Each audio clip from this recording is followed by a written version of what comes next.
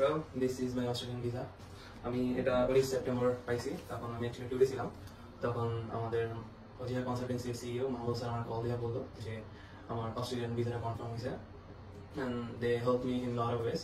First, they helped me in many ways because I had a rejection from Canada, and Mahmoud sir assured me that I can go for Australia for my further studies.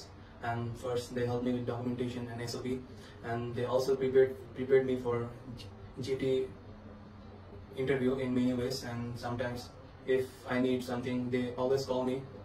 They specially Abrar ভাইয়া আমাকে অনেক call দিছে যে আসলে ভাইয়া আজকে তোমার একটা ইন্টারভিউ রেডি করতে হবে।